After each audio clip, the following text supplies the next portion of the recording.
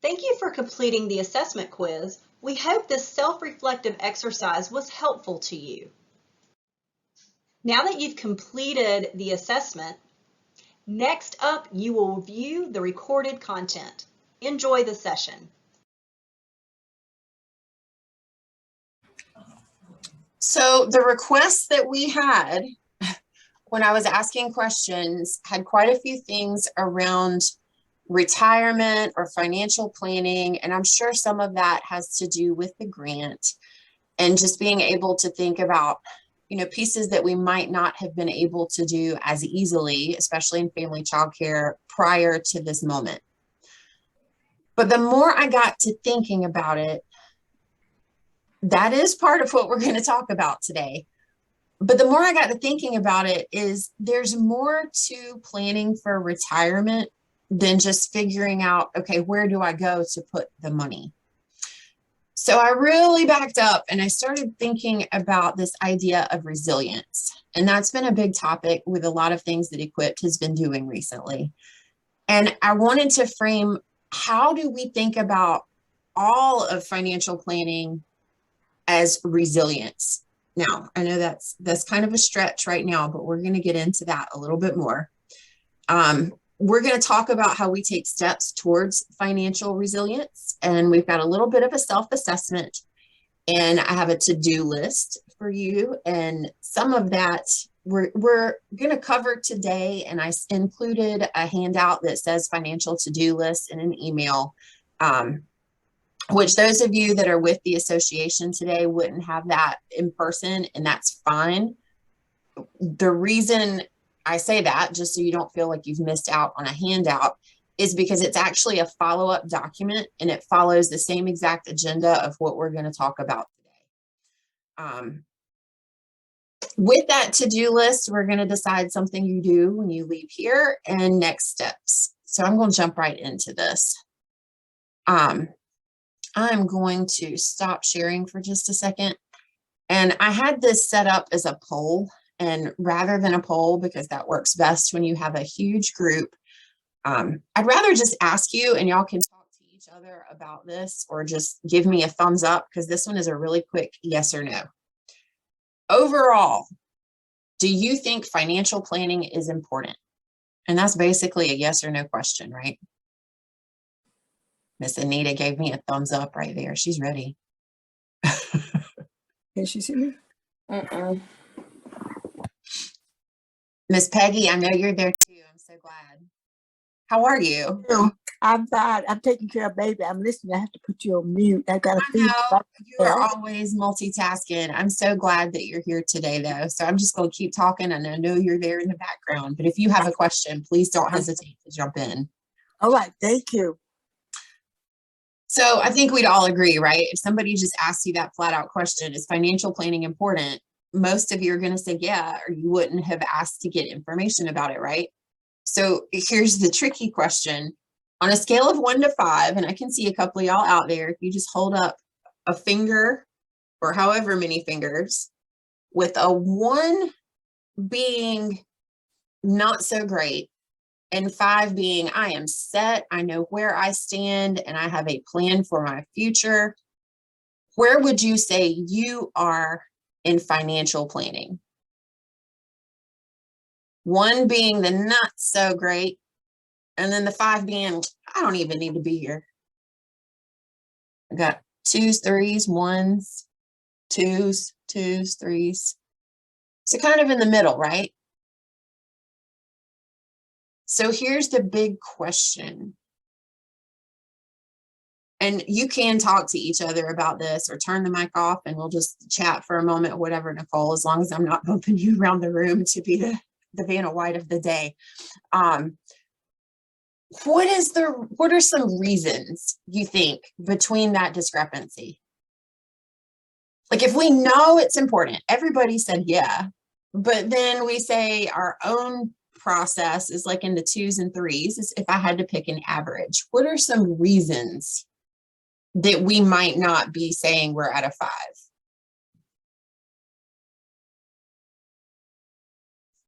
Oh, I'm going to unmute. Well, there you go. There's Nicole. See if I can hear y'all. Sorry. Okay.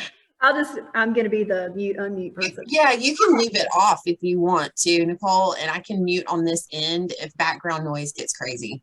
Perfect. That's great. Well, I know, Anita, I think you had something to share. I said for me, I think I just didn't know which direction to say. Like, I have money saved in a savings account, I have money in a money market account, but you don't, I mean, it's just there. You don't, $4 a month, interest, but that's it. I mean, so as far as like the 401k or some of the other big areas, it's, when I work for a company, large Fortune 500 company, it was just there. So you just, the pre-deposit before you got your paycheck, but just kind of being out there on my own for 27 years, I just didn't really know which direction to take with that, to be honest with you.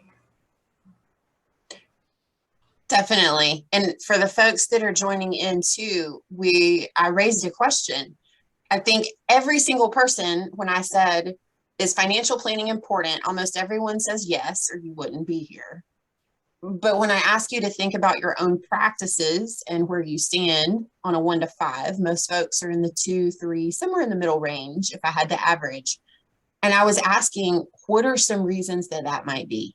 And what Anita just shared was, to me, and please correct me if this isn't in the right direction, but it has to do with where does it go and what is happening with it? And now that I have it, what do I do with it? So some of that might be in a comfort bucket, but some of it might be in a knowledge or access to, that deeper financial piece, because I don't know about y'all, I talk about these concepts, but I'm not a CPA.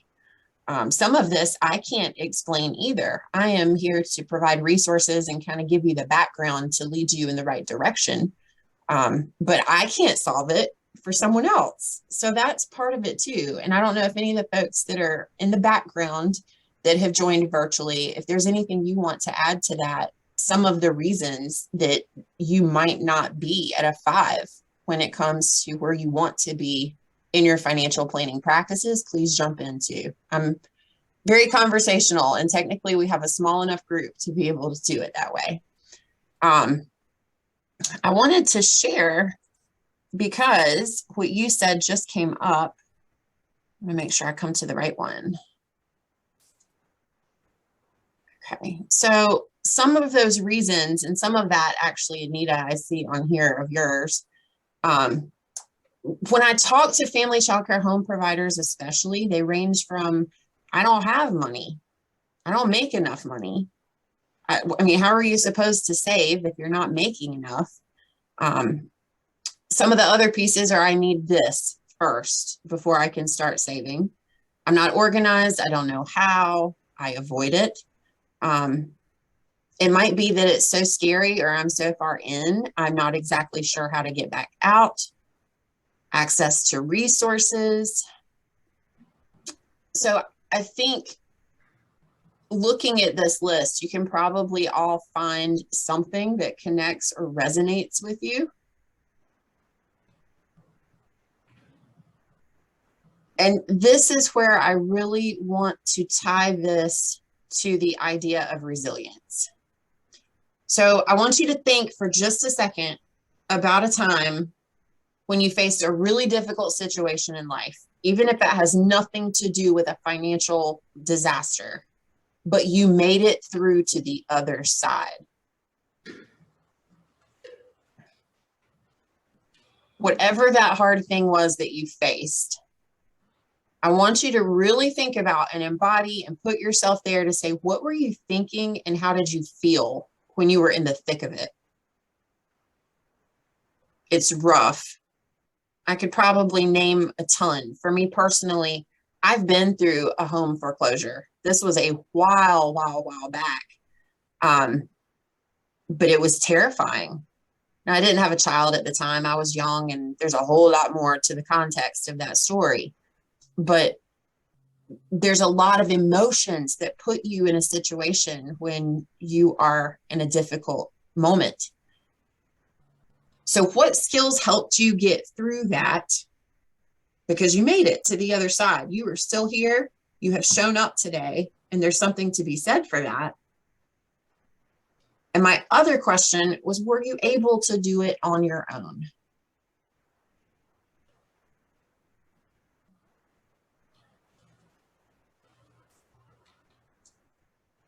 And I want to pause there for just a second and see if anybody wants to share out anything. And I don't expect anyone to tell a story of something you're not comfortable sharing with a group, but more about the emotions and if you made it through on your own.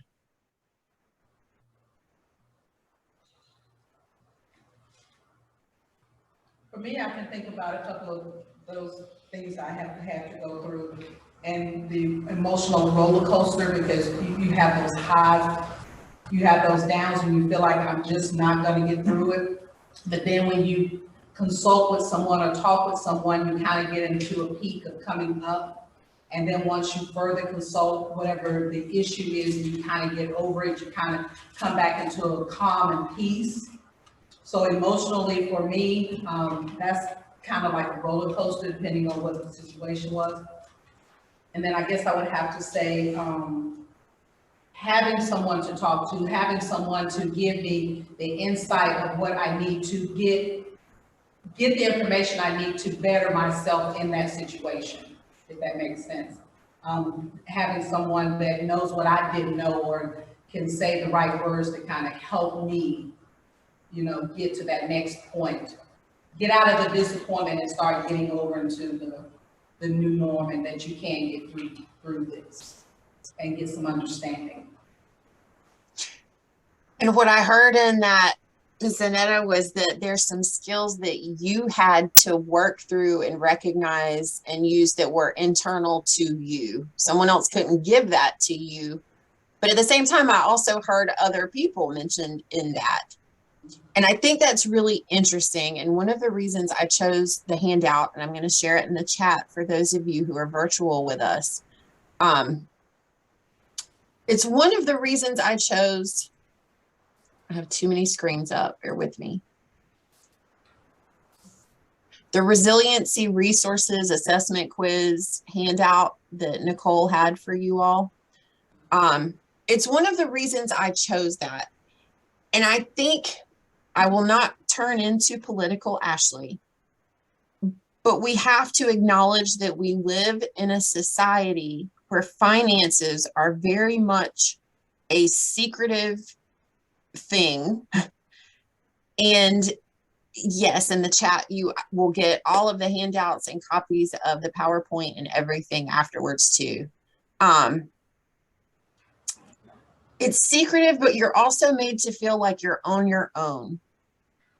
We have this idea that if you work hard, you will make money. If you work hard, you will be successful. You are able to be financially stable. In reality, our financial health and resilience is very much dependent on not only a job and money, but our emotional skills, our knowledge, our resources, our access to peers, our access to friends, family. So I want y'all to take a second, and I'm going to put the link for this in the chat as well. If you have already done this, it's totally fine. If you have not, it's a front and back. And it wants you to score it on a 1 to 5. I prefer just a plus or a minus to give you a visual. Sometimes I think these things that try to give you a total start getting you thinking too much about where you stand in a specific area. So whatever you feel most comfortable with is what I'd prefer you to do.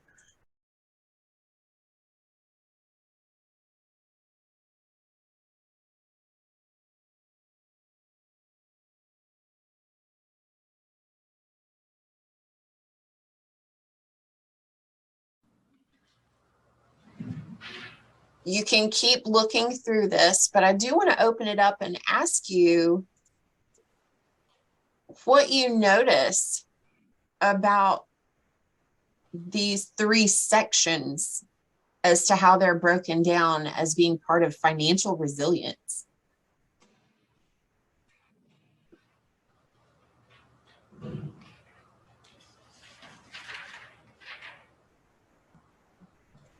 Like, have you ever gone to do anything with your bank and been asked about your health?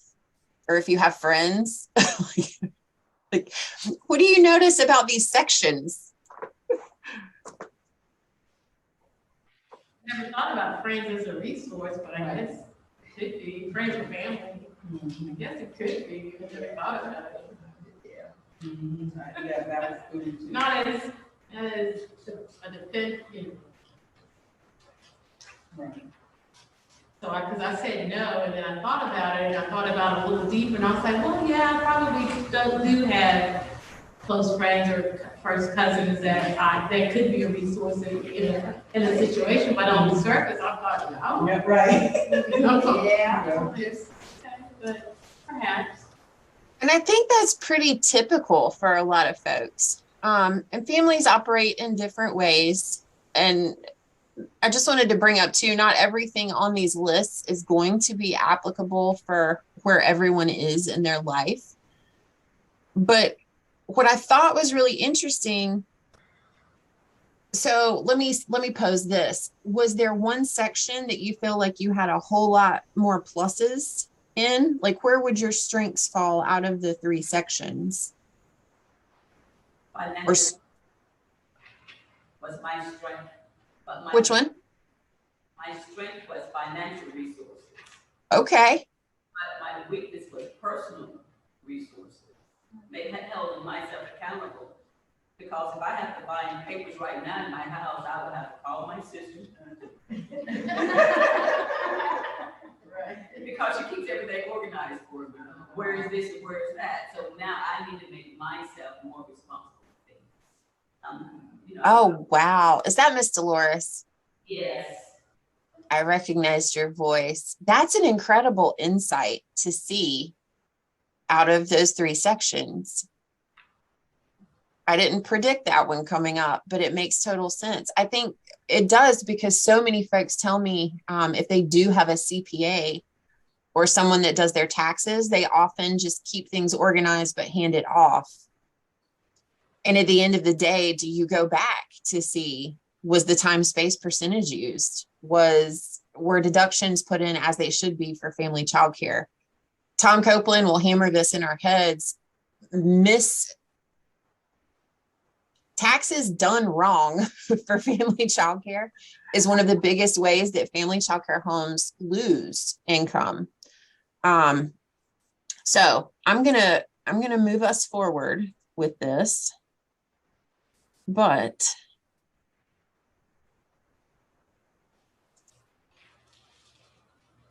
what I thought was interesting is that these 3 areas are all interconnected. The more I got to looking at financial resources, community resources, personal resources, I said, okay, so we're here to talk about finance. What's the one thing that you need to have just in your business in order to even begin doing these things? Starts with a B. A budget. Thank you. And BAS class people know budget. Okay, I was making sure that restart notice was not right now. Sorry. Okay, so you have to have a budget. Well, how do you make a budget?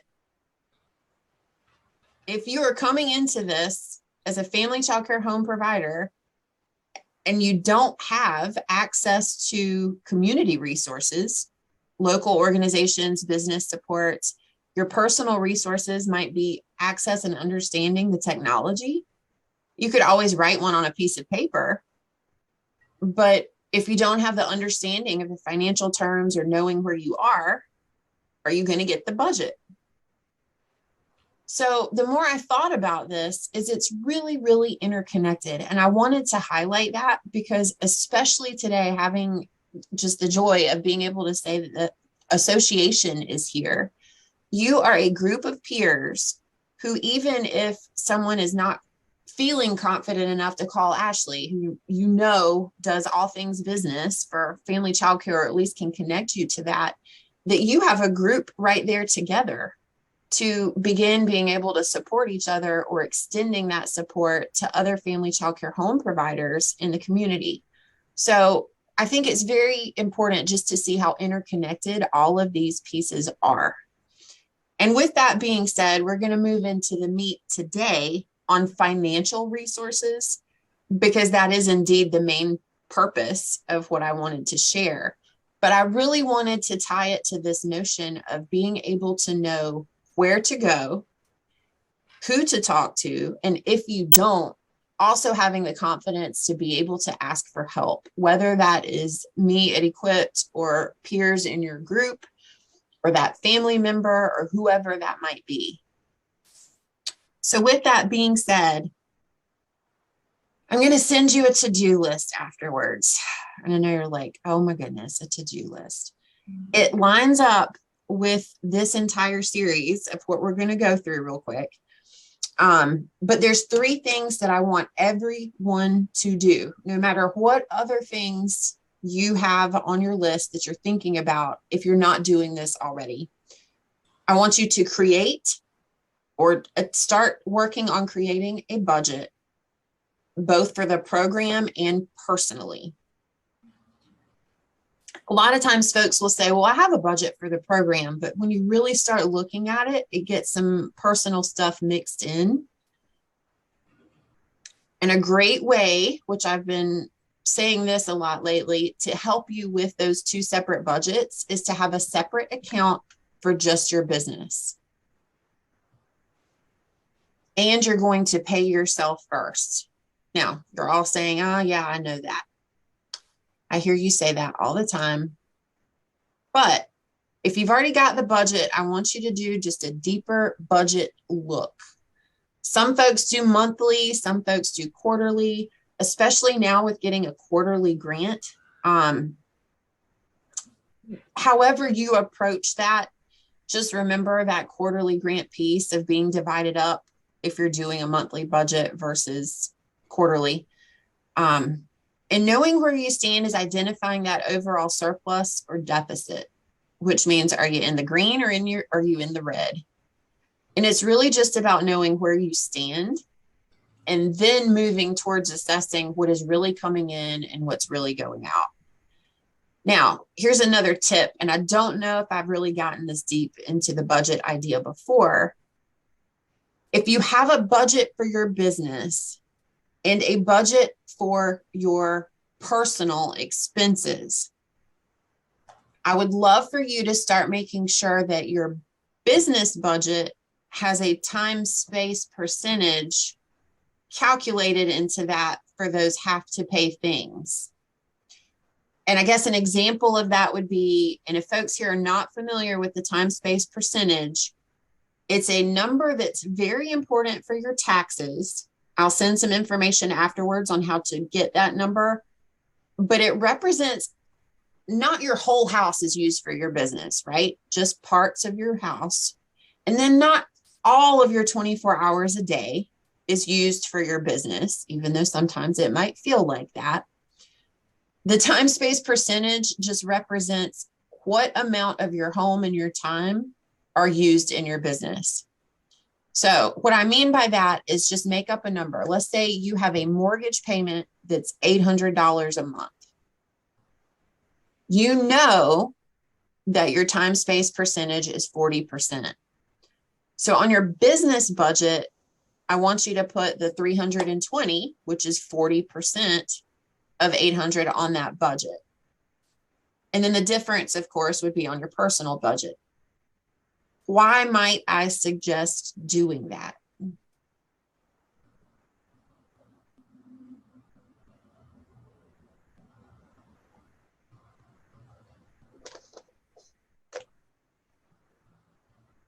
It's tricky to wrap your head around, isn't it? Taxable income. We're figuring out that taxable income number at the end of the year. And the reason I suggest going to that level, if you're ready to with your math right now, is simply for the purpose of really keeping an eye on what these grants are doing to your overall income and how much you are actually getting to write off that's a total expense or how much of that is not a total expense. If you've got questions about that, make a note and I can follow up with you about that after the fact. But it does help you keep in mind what is definitely getting taxed or written off as a deduction, and then what I am still responsible for at the end of the day. And for those of you that want to get started with a budget or even want to think about what are some things that I might do differently, I've included links in the PowerPoint for you all to go exploring later. I will say, remember, with the resources I send, not all states operate under the same licensing requirements, that sort of thing, regulations. So if you see something mentioned that's state specific, these resources are really more for what is in my budget and what can I take out of this that applies to me. So when you talk about opening a second account for your business, some of you are like, yeah, you've been telling me, I already did that. I want you to stop and think, how well is your account, or are your accounts, plural, working for you? Well, what do you mean? Well, not everybody needs the same things out of a checking account. And there's accounts these days where you've got perks. You might get cash back for certain type of purchases. Some places have integrated software that will link your account with QuickBooks. Some places have photo check deposits. Would that be a major convenience in your life? Are you getting fees through ATM usages? So with that, I just mean take a step back, see if your checking account is working for you. If you're in the space of trying to find a checking account, think about what you would have as your ideal services, and then start looking for the place that's best going to match that. If that's over the top for you, I always say try self-help first. They are phenomenal, especially with giving you all the resources and tools and support for small businesses. I'm just going to do this one quickly because I'm sure you're like, you have hammered this in our heads, Ashley. But so if you've got that business account, that's where ideally we want your grant deposits to be going, and income. So if you have other income that you want to use in that business account, it would be going there. But I want you to pay yourself out of that so that you are indeed getting paid wages for the work that you're doing. And that goes into your personal account.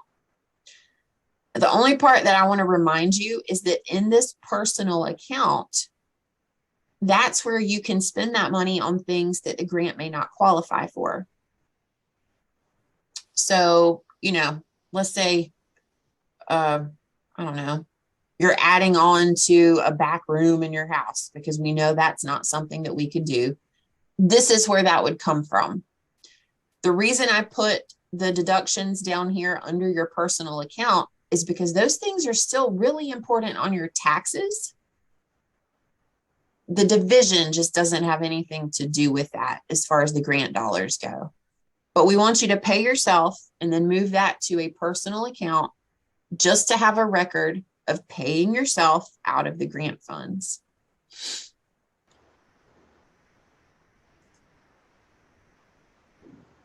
So once you start looking at that budget, there's a couple things that could happen.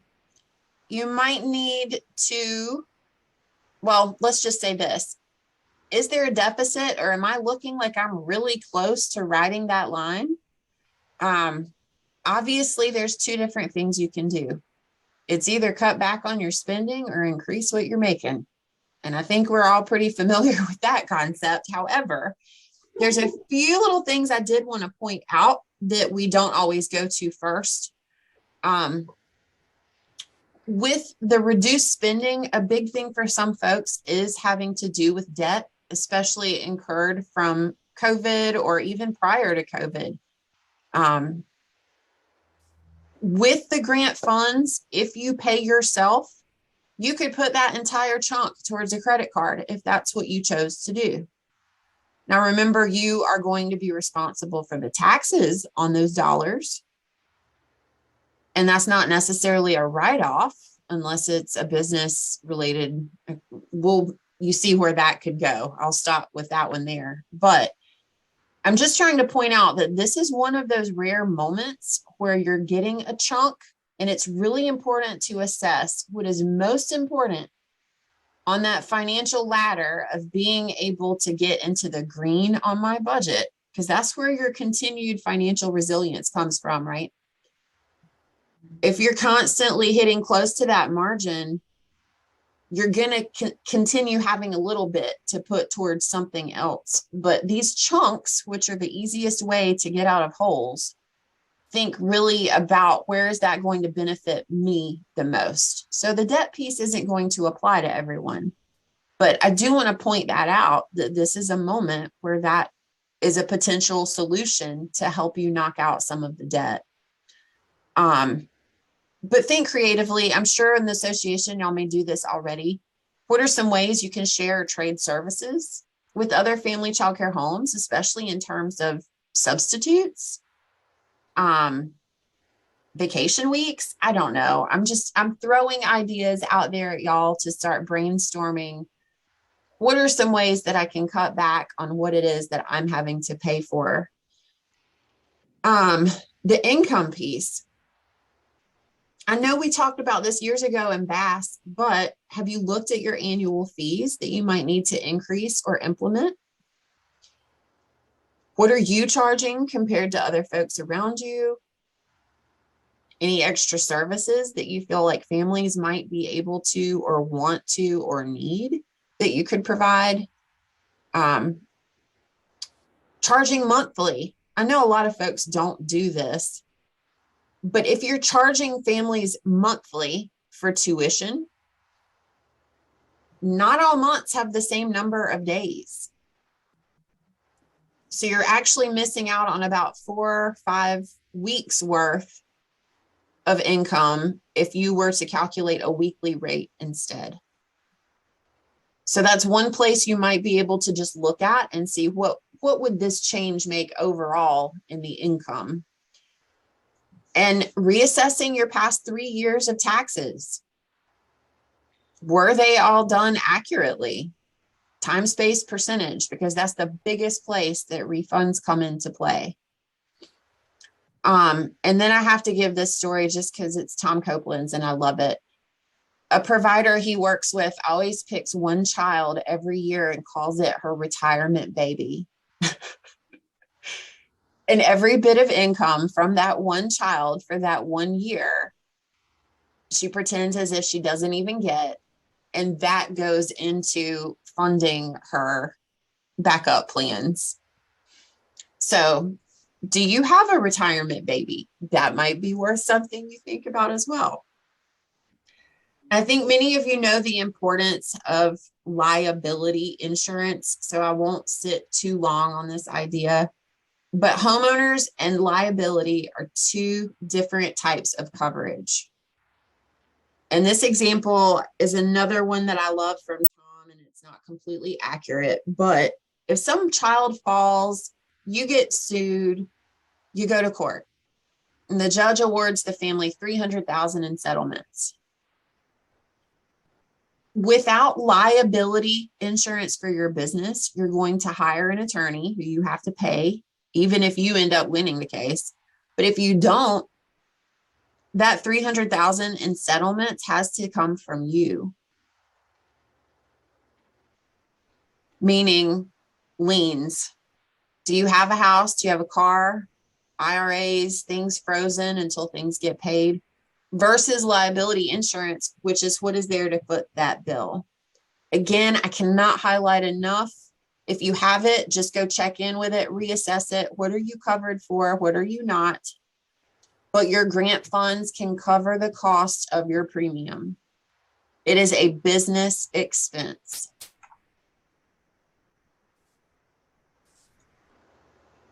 So I won't read it all, but this whole slide is full of resources related to insurance, whether it's the liability insurance, which I've included a link for Markel. I know some of y'all actually use them, but they're one of the biggest and most known family childcare liability insurance companies in the US. Some things to think about with life insurance. How much do you need? And then what happens to your business if you were hurt or sick or in an accident, or we have to mention if you were to pass away, what happens to all of this? And there are short-term disability options too for those who are self-employed. So knowing that not all of this is going to apply to everyone, I pulled some resources for you to help you think about, well, how much do I need? So there's a link there that you could play with, some resources for the short-term disability, and then an overall resource of more information you would need to think about for business succession planning. And that's everything from what happens if I'm in a car accident and out of work for 6 months, to what happens when I pass away, to my home, my business, what do the families do? Where does all that go? So those links are included here for you as well. And this was our big topic, y'all, thinking about retirement. Ugh. Kidding. It's exciting, right? It's exciting because it's grant time. It's grant season. So what do you do with some of what you're getting? Another thing I want you to think about is how much do you need? That's completely different for every person, depending on where you are, your spouse's situation. So there's a link here for you to kind of start playing with, here's where I am today. Here's where I want to go.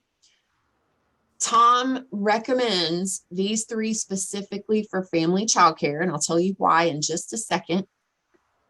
But do remember, I feel like 2 of the 3 do not charge a fee for a traditional IRA. But as I said, depending on what you find out with your calculator as to what your needs are, and once you start looking at these 3, some may have fees associated. But remember, your grants cover that because it's a business expense. Excuse me, back up, erase that. This is not a grant coverage piece. This is a tax deduction piece. I'm getting ahead of myself. This is where I wanted to point out specifically. Don't get confused on that. I was on a roll. The 2 things that would be most applicable to you is a traditional IRA or a Roth IRA. And here's the only big difference that I want you to think about for the 2. The traditional IRA is probably where most of you even would want to lean, because you get the tax deduction now for putting money in it. So I'm going to pause and give an example. You know, up on that slide where we put that grant in that account and you paid that check to yourself. Your check has now gone into your personal account. You can take that personal account and write that same check, put it in the traditional IRA, and you get the tax benefit of that being deducted now. Do y'all follow me on walking through those steps? Okay. So the other side of that is the Roth IRA, which means you're going to pay taxes now on those dollars. But when you withdraw it, you do not pay taxes on that money. So you say, oh, that's a easy one, right? I want it a deduction now. Well, because of the grants, that might be a great way for you to think about it. But what does the tax look like on it when you take it out 10, 20, 30 years from now? There is a calculator here that Tom Copeland has shared. And what this one does is show you the difference between, if starting today I use a traditional IRA versus a Roth IRA, where does this put me in X number of years? Because that's another one that's going to depend on how long the money is there, how much you're trying to put into it. So it really comes down to, is the tax deduction better today or is the tax deduction better when I start taking out the money?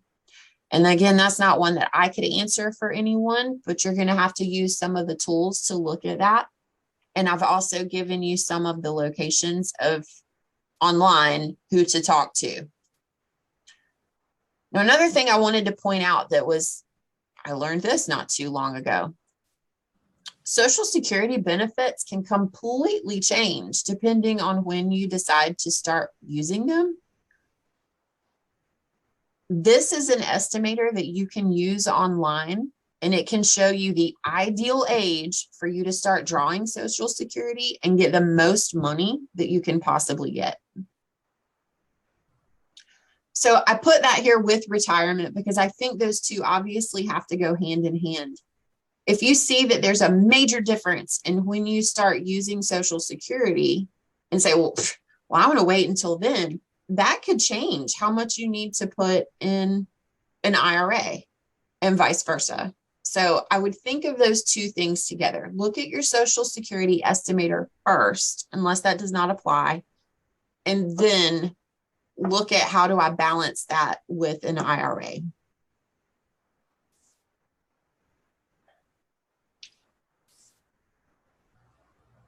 And the last thing I was going to say is legal business practices. And this is another one that I think the grants have just, I don't know. We just need to make sure that we're thinking about. And that is how we pay and document our employees.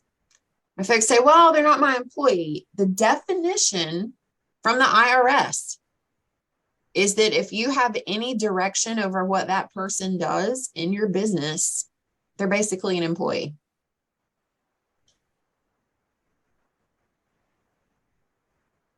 We have to report them in certain ways. And why should we do that? You're like, yeah, it's not that big of a deal. They're only here once a month, maybe, if I need them. The people can actually report you as a business owner because they're not getting documented to be able to contribute to Medicare, Social Security, that sort of thing. And the penalty for that is way worse than if you were to kind of say, I just learned about this and I need to fix it. Think about it kind of like self-reporting. I'm going to call and tell you that I did something that I just learned and I'm trying to fix it. It's a law. And I've included some links about what's required in North Carolina when you do take someone on in your program, and also the link to the IRS website about it. But there's also good news. And I'm going to skip. And I just talked about that. So I sent Tom an email too. I said, I know what I would say, but what would you say? So I just copied Tom's response so you would know that this is what Tom said. That you should start doing this correctly moving forward and as soon as possible. Know that you can amend your tax return back for 3 years. And since it can be complicated, he suggested you talk to a CPA for help doing this. And I said, yeah, I completely agree with that. I would not suggest taking that on yourself either. But there is a voluntary program that the IRS offers if this applies to you. I won't go too deeply into it, but it's basically you're entering into an agreement with the IRS that from today moving forward, I'm going to classify correctly. And you are agreeing to pay 10% of the liability for the most recent tax year. So what might be different though, since it's 2022, about where we are at this historical moment in time than like 5 years ago? How many of y'all had substitutes or teachers and staff running around all over the place last year? It could be a worse time in the world to actually think about this and do it, right? So I just wanted you to know that there really is a program, and for you not to be totally afraid of what's required and what do you do, that can work with you if you're in this moment to figure out how to do it the right way moving forward. A few reminders related to taxes and business practices. Some Some folks have used grant funds to cover tuition. So let's say you have a family that you're trying to help, and you covered half of their tuition for a month with grant funds. That's not a deduction. You're reducing your taxable income, but you're not getting that tuition out of pocket from the family. So it's just like the money is still sitting there in your program. Does that make sense? I just wanted to clarify, not saying that this is like a misconception that's out there, but it's something I've come across that got me thinking more. If you're unsure about a purchase with grant funds, just pay yourself first and then use it from that account, rather than trying to run down rabbit trails and get an answer. I would move in that direction if it gets that unclear, because if it's not straightforward, pay yourself and do it in that way. For those of you that might have received PPP funds, and you will know if this applies to you, that is not taxable income as far as your taxes go. Receipts. I think most of you are aware of this one. It can be a handwritten note with the date and the amount you paid and what the item is. Because if it is considered regular and necessary in the business, I went by a yard sale and I saw this phenomenal bookcase that would be perfect in the playroom, and I paid $10 for it. You can take a Post-it. And if you are very organized and you want to take a screenshot on your cell phone of the Post-it beside the shelf, you could do that too. But that counts as far as collecting receipts for tax purposes. And I'm going to wrap this up with, most people might want to think about a CPA that is familiar with family child care home business practices. It's really, really different. Like, you can call and say, do you know how to do family child care home taxes? And they'll go, yeah. And you end up with just a Schedule C, deductions, whatnot. It's that time space percentage that I think a lot of folks don't wrap their heads around. So it's going to look small here. Oh, it was on this one. I've given you the list. If you want to assess your own CPA or call around to find a CPA, of the questions to ask and what answers they should give you. So you will get the PowerPoint. But if they give you a different answer than what is on this list, we might want to reassess who you're using for tax purposes. There is also a link in here of 2 different places that has the National Association of Enrolled Agents, and that is for family child care, for you to be able to go to, and some articles from Tom about things to think about and what to get together before tax season. So that was a ton of stuff from me just thrown at you around, now what? What do I do? Financial resources, retirement planning, set aside money. It's a lot of information, right? But I want you to scale back again and think about, it's not just about the dollars and cents. Your context is going to matter. And there's also community resources, and there's also personal resources. So thinking about that, I wanted to throw out just like a discussion question or two to really say, like, what would I do? Let's say you have a spouse, because this is a situation I think might apply to some people, and they have a 401k at their work. And their 401k is going to match dollar for dollar up to a certain amount of what they put into it out of their paycheck. Do you open your own IRA? Or what might you want to do?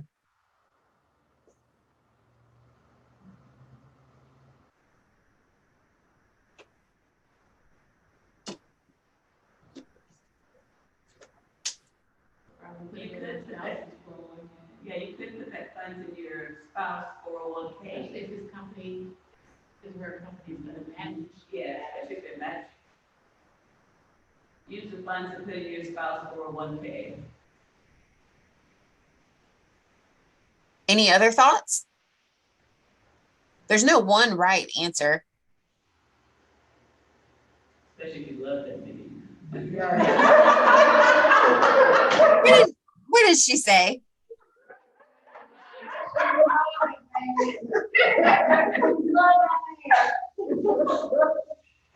She said, especially if you love that man. So it's tricky, right?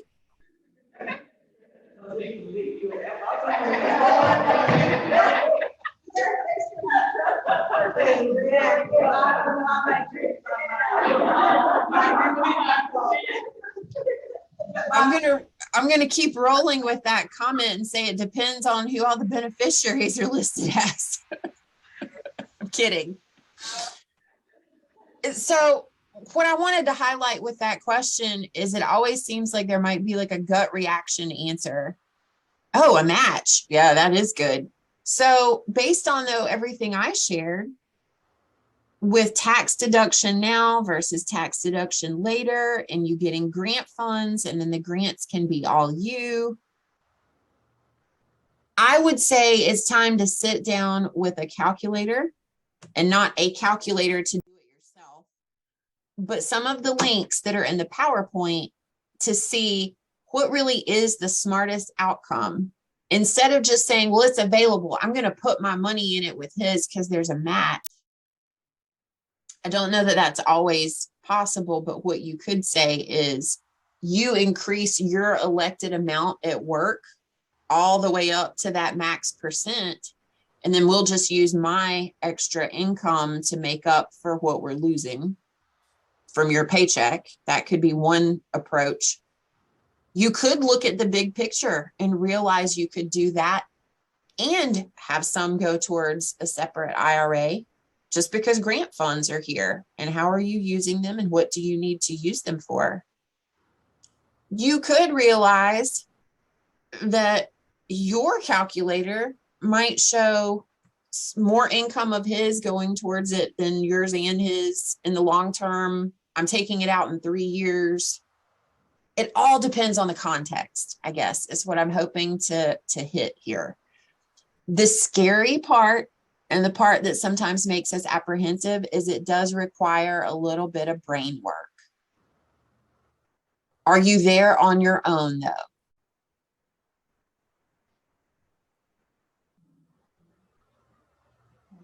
No. And I say that because you have equipped. I don't always have an answer for something because I'm not the CPA, but you know that I will sit with you with a calculator. The calculator's online, not a manual one. Kidding. And I can help you make some connections to say, hey, let's talk to this person. Hey, let's talk to that person. If it's not me, it's Tom. Did you know that Tom will answer an email question for free, like about taxes and stuff? So you can ask Tom. He is the nation's guru for family childcare home business. I've included the resource of a CPA that is family childcare home approved by me. He joined us at our last meeting for a few minutes. You can get a free consultation, but your CPA is covered right now because you have grant funds if you do. And I've also included a link to a free course online that I went through some of the modules about finance, investing, and just basic money choices. It's offered through CNBC, and it was actually really high quality. And they just send the modules to your email, and you can look at them when you feel like you want to put time towards it. But while you're doing that, if you choose to take that course, what do you need to make sure you do? Because you're spending time for your business, right? Yeah. So if you're making calls to a CPA, you're doing research on finances, even if it overlaps with some of that personal stuff, that's business time. So don't forget that time in your hours too. So I just threw a whirlwind of information at you, but know that I'm going to send all of you that are at the association meeting too, the email. So you're going to get the to-do list that puts all these in order of some steps to look at them. You're going to get the PowerPoint with all of the resources, and you'll also get a copy of the financial resiliency piece that I know y'all got in person. But does anyone have any last questions before we part for the day? Opening an IRA or Roth anywhere, I mean, it doesn't matter, any financial institution. You certainly can. And I included the 3 that Tom says go to first. And I think his reasoning for that is because you can do them from just about anywhere. They're pretty simple to use and set up, and their fees are low or zero. But beyond that, if there is a connection somewhere else that makes sense for you, it wouldn't be a use them or don't use them, other than I always recommend looking, if you're looking at a new company or something that's offered online that you've never used, always do a little research on what their reviews are like and what their ratings are before just jumping in with an account. Thank you for viewing this content. You can now press the blue arrow, which allows you to complete a few more questions for the evaluation part of the session. Once you are finished with those questions and press the final blue arrow, your DCDEE training certificate should appear. At that point, we encourage you to right-click and save the certificate if you're using a PC or laptop, or you can also screenshot it if you're using a tablet or phone. Once you have submitted the evaluation, you will receive a confirmation email from us, and your certificate will also be in that email. Of course, if there are any challenges along the way with technology, do not hesitate to reach out to us at equipped@uncg.edu. You can email us and we will respond back and give you the certificate if needed. Thank you again. Thank you for viewing this recorded content from Equipped. We encourage you to visit our website at equipped.info to learn more about how Equipped supports and encourages early childhood professionals in Guilford County. Thank you.